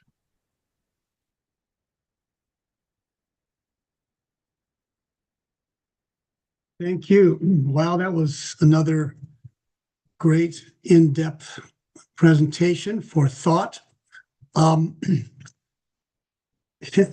going to move on here to invite up our final person to share with us as a respondent, since Dr. Kittle's not available. But if you please welcome Lynn Walsh to share with us. Lynn is the, and plus, most importantly, I should add, we need a woman's perspective. So how can we talk about marriage and motherhood without really having a woman's perspective? So we appreciate you coming, Lynn. But Lynn is the director of the Universal Peace Federation's Office of the Family and is a UPF UN representative. She serves as the co-chair of the NGO Committee on the Family, New York at the United Nations.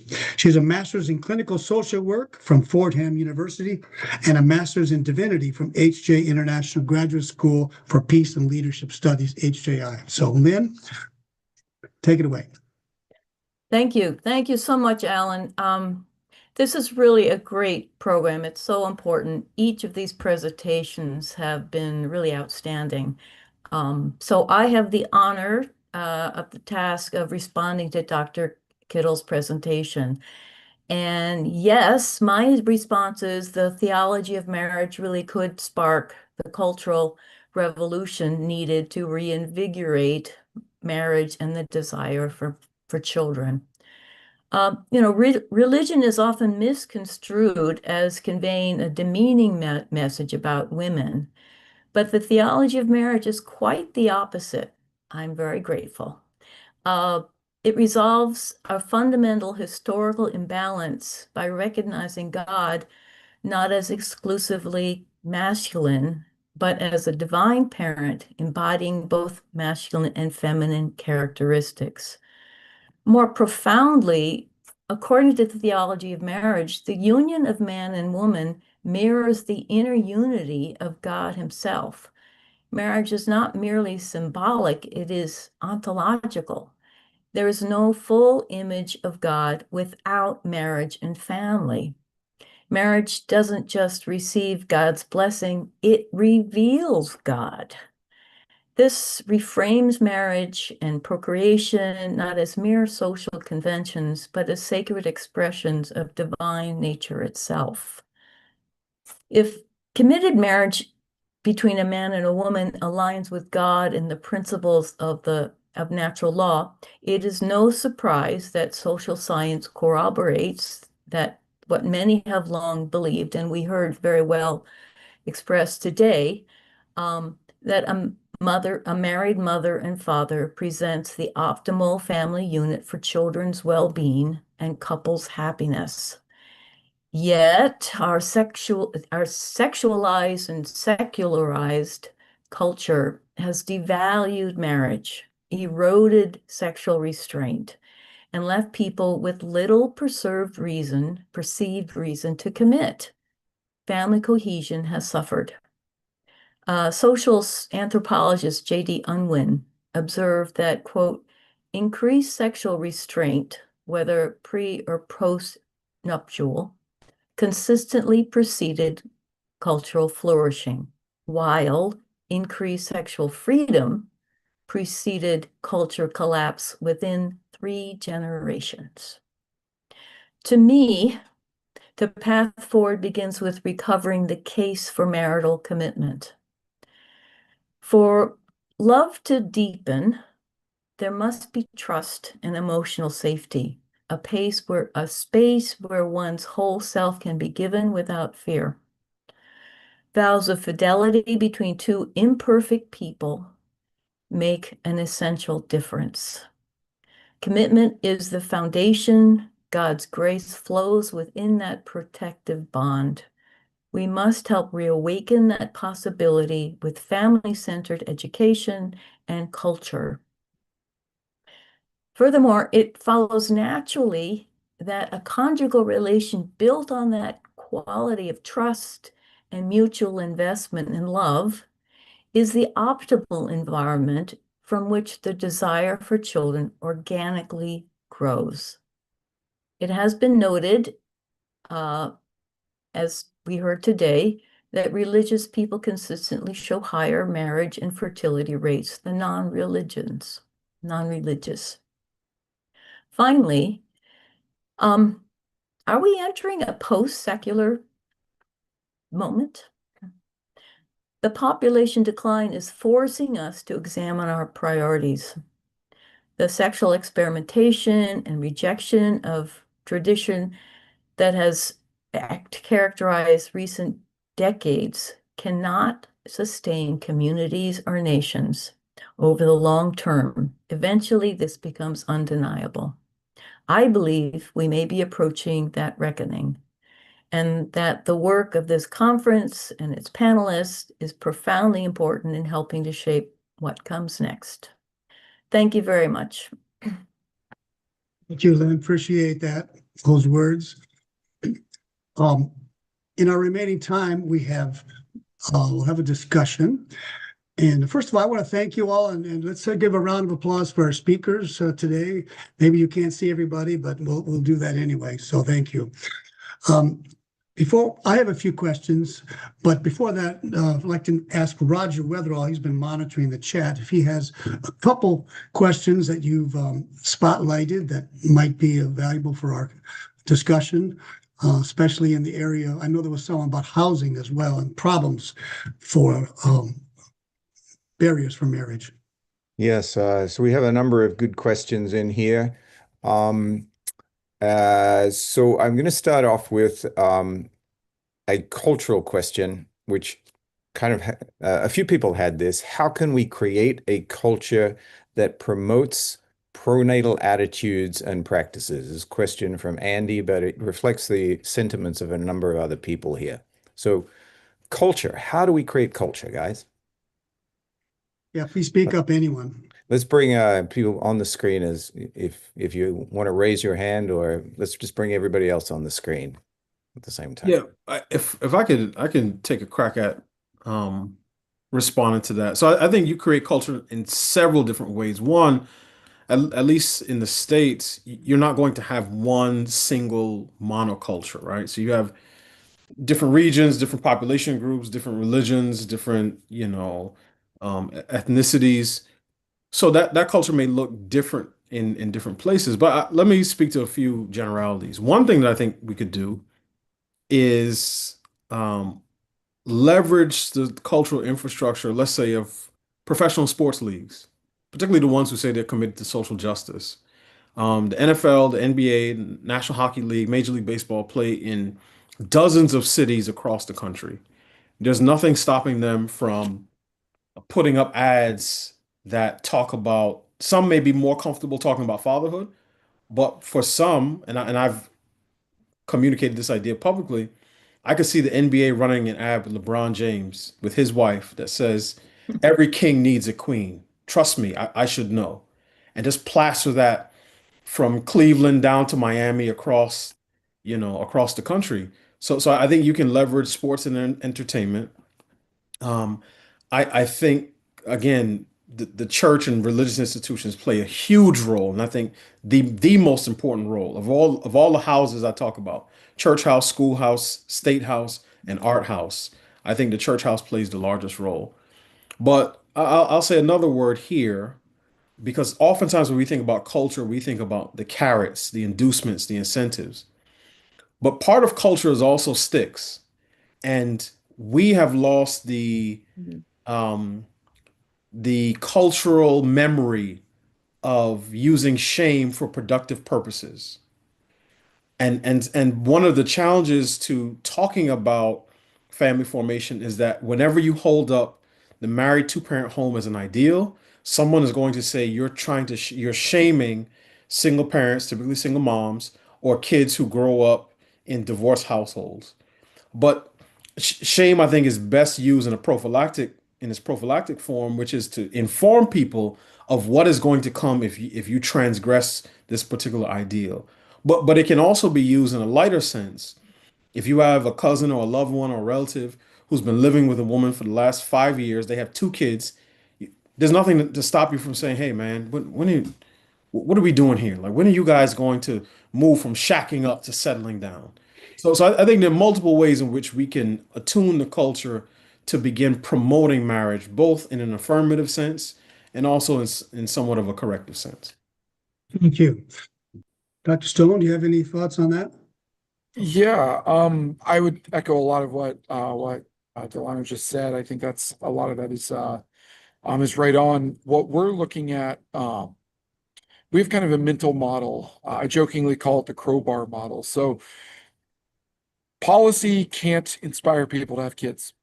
I survey all the time, asking people things about fertility. And we ask them, why did you have kids? Why do you want kids? If you had kids, what do you expect to get out of it? All these different questions. And no one ever said, well, the child tax credit is why I had kids. Like, that's just not an answer that respondents give. They say, oh, I wanted to see what kind of person me and my spouse would make. Or I wanted to experience childhood through my kids' eyes. Or I wanted to continue my family lineage. People have a million reasons. It actually makes it very difficult to survey this topic because the reasons people do have kids are way more diverse than the reasons they don't. The reasons they don't have kids are very precise often. But my point on this is people already have intrinsic motivations to have children, and then stuff gets in the way. Sometimes the stuff is material or financial or whatever, but often cultural stuff gets in the way. Maybe there's someone that they should marry. Maybe there's somebody that they would like to marry, but their community around them is not encouraging that. It's encouraging them to keep their options open. And that's a cultural barrier. So the way we think about this is, what is it that we want policy to do? We want policy not to try and lift the burden and give people reasons to have kids. We think about policy as reinforcing the cultural actors who already supply intrinsic motivations. So, for example, a very important policy, if you want fertility to go up, is probably some version of school choice, allowing parents to put their kids in religious schools. Okay, that's like probably important because religion is probably important for fertility. Thinking about the role of marriage generally, thinking about housing. What we want to be doing is we want a pastor speaking to his congregation to feel confident saying, in this church, we want people to have babies, we want to support you. And also, you know, uh, look, I know some of you are worried about finances, but now the state voucher will cover the cost of our parish school. Or we want a mother-in-law to be able to say to her daughter or son-in-law, um, look, I know it's expensive, but nowadays, if I babysit your kid, I can claim like an extra 5% on my Social Security pension top up. And it counts for that. Like, it counts as like a thing I'm doing that the government will reward me for. So I'm going to watch your kid for 16 hours a week. We can do things that give the actual cultural actors involved here incentives to use the influence they have. So, like, I love the idea of like the LeBron James ad, or the one I talk about is like, it would be worth it to pay Taylor Swift $1 billion for a lullaby album for her first baby. Like, it would be worth every penny. Okay. But like, ultimately, we've got to find ways where there are cultural actors who are already motivated in these areas, where we can, in sort of a cost-effective way, get them to leverage the motivation they have. And that's why I talk a lot about marriage penalties, because the most motivated actors of all are young people who really just want to get married and have babies with each other.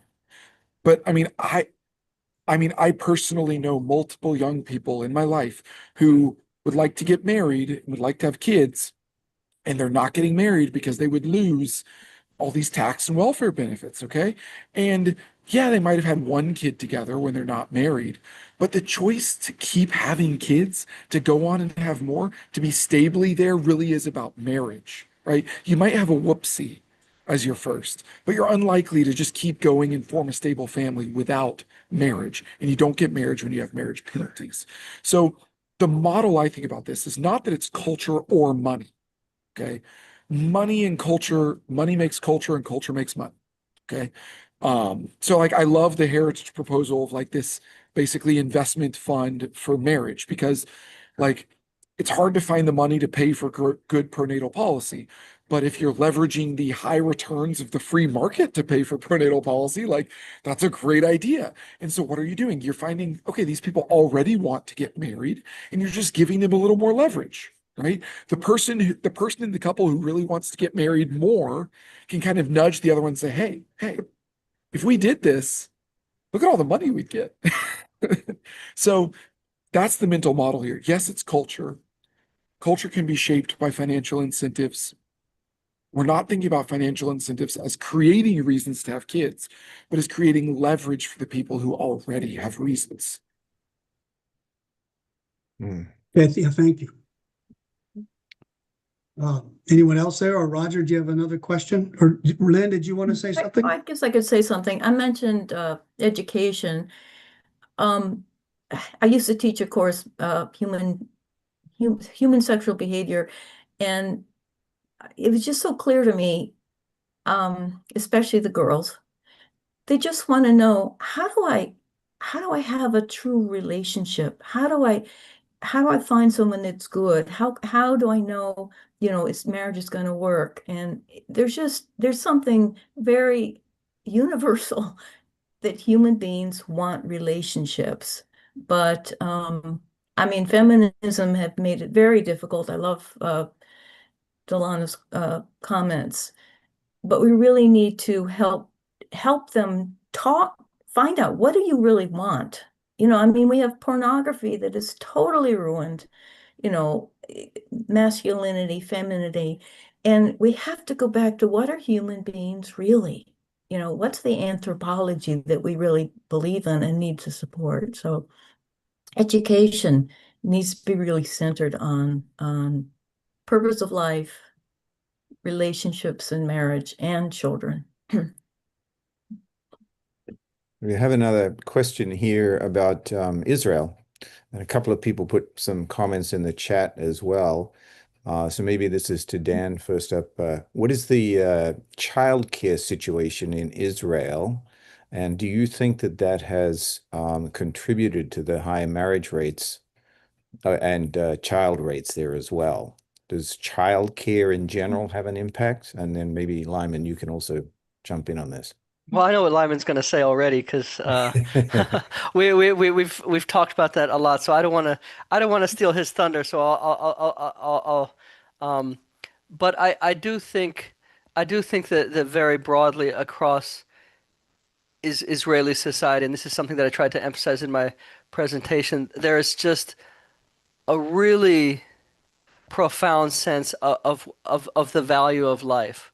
Um, and that doesn't quite answer that question, but that's something that's really profound that I think we need to appreciate about Israel and kind of inherit and understand that, because that can really power uh, pronatalism from a lot of different angles, and I really appreciated uh, uh, Delano's point about how we, there's not going to be one pronatal culture, but there will be many, and it may come from a lot of different angles. But I think really having an intense appreciation that the humanity, that the people are a positive, a good thing, um, and that having more people is a good thing in general, is a wonderful starting point that can really translate and port across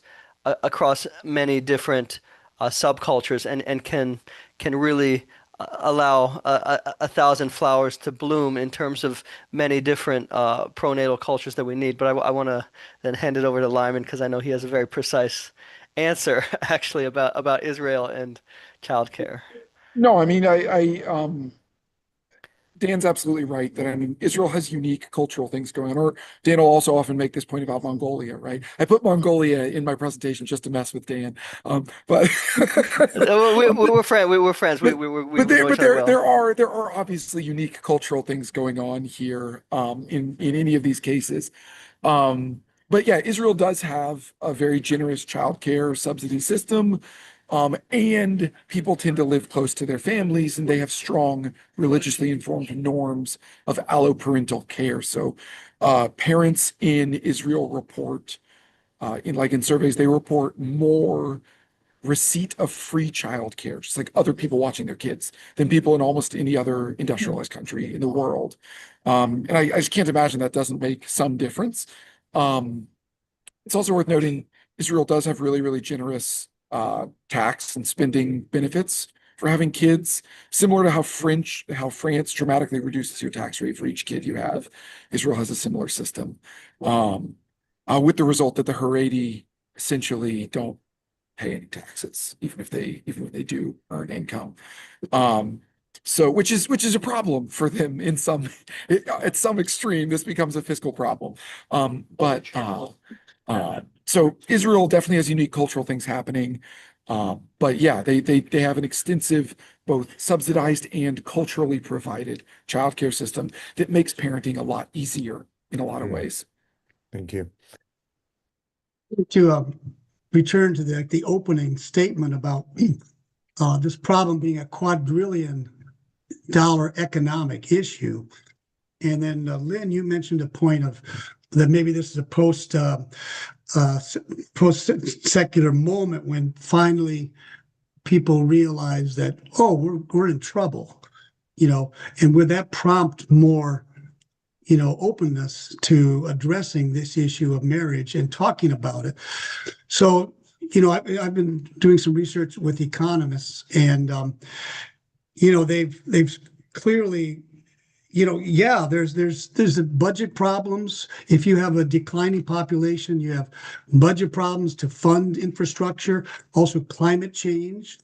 Some people think a declining population is good for the planet, but this economist said no, because you lose the funds to really do a lot of things to infrastructure, and you need capital needs. So there's significant economic issues, right? And I know you guys are not economists, but I'm sure Delano and Lyman, you talk to economists in your fields. What do you hear them saying as to the truth of this, that it's a real economic crisis? Either one of you want to share anything you've heard about? Yeah, I mean, I can jump in some. I mean, I don't it amazes me still that we find people who don't think that there's a huge economic problem here. I mean, who does most of the inventing and patenting? And Dan correctly pointed out certain countries do it. Okay, yes, like so places with good educational systems and a lot of really high human capital. But in those countries, who does it? Younger people. I mean, science advances at the pace of one death of tenured faculty at a time. Just the simple reality is that young people drive technological innovation, productivity growth, adoption of new products, scaling of new products. I mean, look, I'm already at the stage where like a new product comes out and I'm like, I don't want to try that. I like the stuff I already have. I can't imagine how bad it's going to be in a few more years for me. So like innovation, productivity growth, the seeds of our prosperity are in human capital, but particularly young human capital. Beyond that, there's scale effects. I mean, it's very difficult to justify the types of big investments, like say in data centers. Okay, data centers only pencil out if you have a massive market to sell these, AI assisted tools to. Okay. But this is, where a lot of our future productivity growth is going to come from, is this kinds of like robotic and AI assisted work. But that only makes sense if the population of humans that are going to buy it is still growing, right? If the population of humans that are going to buy all the services that the robots and the AIs are making falls by 30%, then data centers are crappy investments. Okay, there's just not going to be people to buy all the stuff. And you could do this across any investment. Virtually the entirety of capitalist investment really does rest on the idea that humanity's not done yet. And like, it sounds crazy that you have to say that. Like, yes, investment only makes sense if there's really a next generation to buy it. But that really is the case. And if it's not there, and then of course you can talk about Social Security and pensions and all that, intergenerational transfers that are more explicit. But it's worth realizing that Social Security, these pensions, they're explicit, but the entire economy works like that. of young people creating the fruits of productivity and productive labor that children and old people depend upon for their survival. That's, yeah, innovation, productivity. Roger says he has one more good question, and then we may move to wrap things up. Okay, I have about three more good questions, but you Too want me to many. choose one? Okay. All right. We've kept these guys here a long time.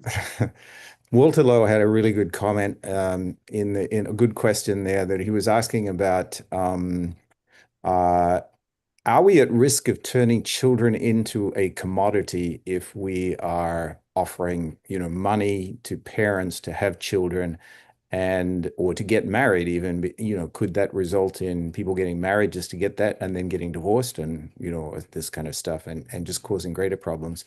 And this actually ties into my question. What should our target growth rate be? Should it be 2.1? Should it be 5 kids? Should we set a target? Should we be like the FDA targeting like 2.1% inflation rate every year? What are your thoughts?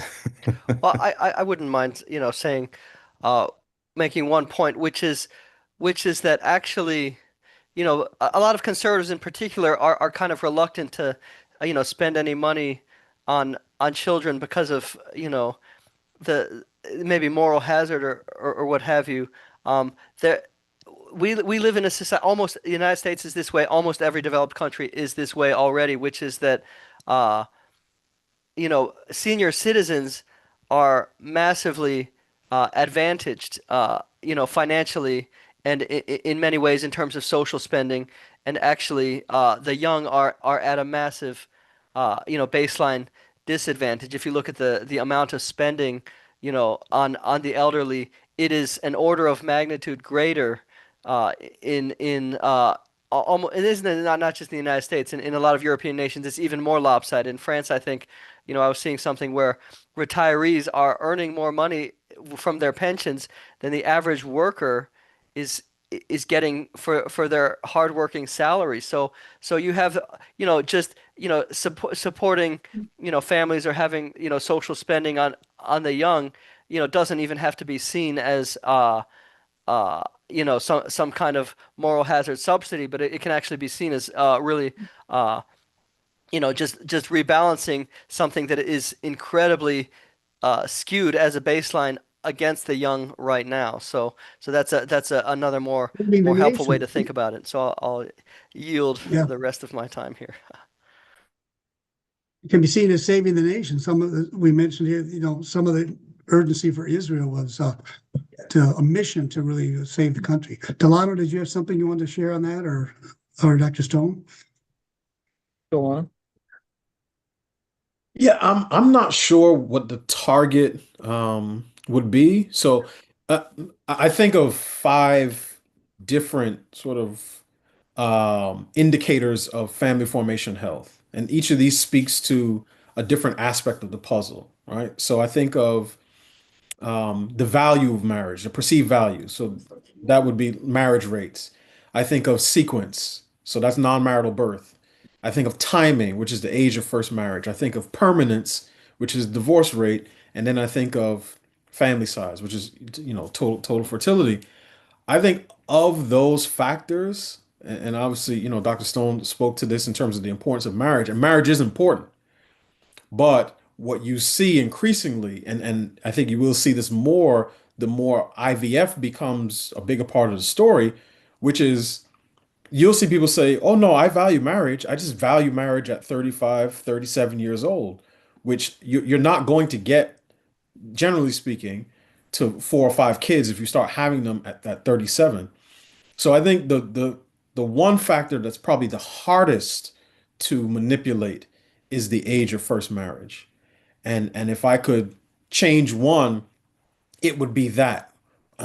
Because again, if you have couples getting married, let's say at, at men 25 and women 23, their chances of starting a family earlier and then having more children are higher than if, again, we continue at the pace that we're on. So, I mean, 5 kids would be great.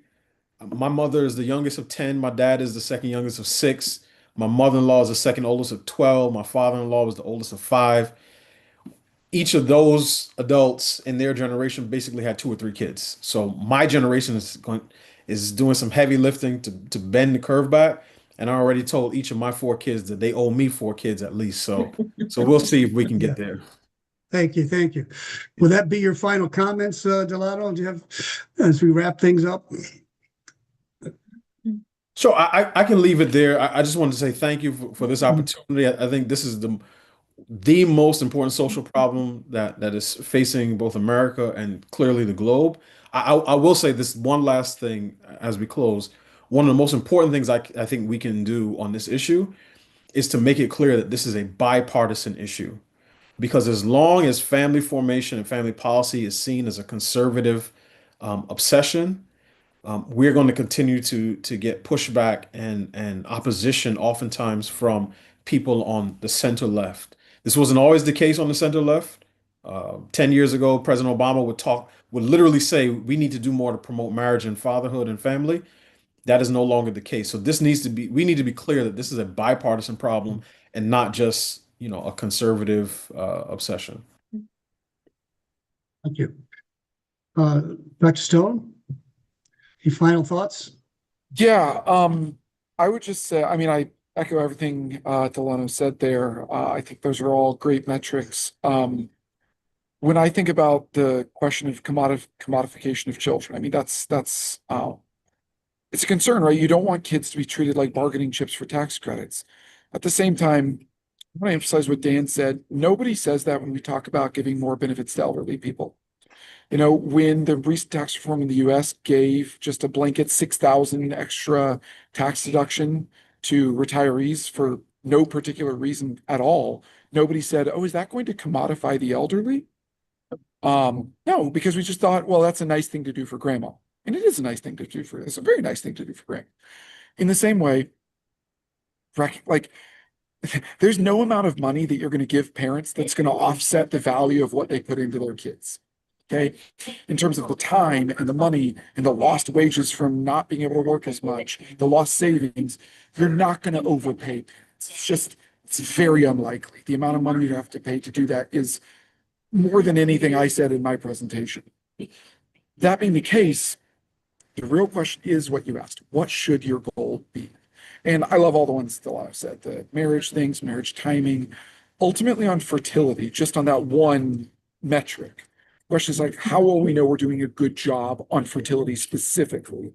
And my view is when completed family size is equal to the number that those men said they wanted. So you can survey people, ask them how many kids they want, and if that's the number they end up with, not more, not less, then you won. You did it right. That's a success. If you're far from that in either direction, that means people are not getting the life they wanted. And that's a bad thing. And I think particularly in liberal democratic societies, that's a bad thing. And so fundamentally, that is, I think, just on the narrow question of fertility, family size, that's the metric, desired fertility. And right now, funny enough, in Korea, desired fertility is about 2. In the US, it's about 2.2. Japan, it's about 2.1. Most countries, it's around or a little above 2, because that's what most people want. And yet fertility is way below that, which means there is a lot of work to be done. Okay, thank you. How about Mr. Daniel Hess? Then we'll give the final comments to to Lynn Walsh. Okay, yeah, I do. Yeah, I mean, one thing that that I strongly believe and advocate as well is that I think I think it's necessary to kind of have a little bit of a big tent. I mean, I think most of us certainly lean conservative here. I wish pronatalism was more politically broad as Mr. Squires pointed out. So yes, but I think that we need to it doesn't really sell well also to have just say we don't we're again we want this particular version of pronatalism but not that version. I think what really has the broadest possible basis is simply the very strong message that people are good, that and so this is something I was actually in a panel just a week ago with Michael Garuso. He does a wonderful job from the left of center perspective of really making the case uh, that more people are a benefit to everybody else, that everybody benefits from everybody else basically, and that and Lyman, you were making that wonderful point as well, that we really we really have a better society when there's more people in so many dimensions, uh, and I think that very broad message can, is the thing in my opinion that has the strongest hope if we can really have that message permeating very deeply in society, of solving this crisis, that people are a really good thing, and that more of us benefit everyone else, and that's my strong belief. If we are to solve this, and there's no guarantee that we will, that will be a big part of it. Thank you. How about Lynn Walsh? Um, well, kind of along the same line, young people, they're very discouraged about marriage, and we need to reach them earlier. And the sex ed that they get is generally sexualizing, and it really is pushes in the wrong direction. Um, and I think again, if we emphasize more relationship education and purpose of life, and do a bipartisan effort to change education from sex education to relationship education, we may give young people some hope, and give them an idea that, yeah, there's reasons why marriage doesn't work, but we can fix it. We can get better. We can have better marriages than ever before, and give them hope, because it's really true. There's really good evidence that we can learn to handle conflict in constructive ways. So, yeah, let's get education that really promotes marriage. A whole of society approach, as we saw on one of the screens. Well, thank you all. This is a problem. There's a lot to unpack, I guess I was going to say, and we can go further, and I'd like to go further. I'm hoping that this issue, I don't hear too much of it in the news. I hope it can be ready for prime time, and some real robust discussions, even in congressional testimonies and discussions. If you're going to move the forward, maybe we need to have a national policy somehow on family formation and look at that. So hopefully we can move in that direction. But thank you, Audrey, for being with us today. I hope it was very, very helpful. We had some tremendous advice here from our panelists. So thank you all. Have a wonderful night. Thank you.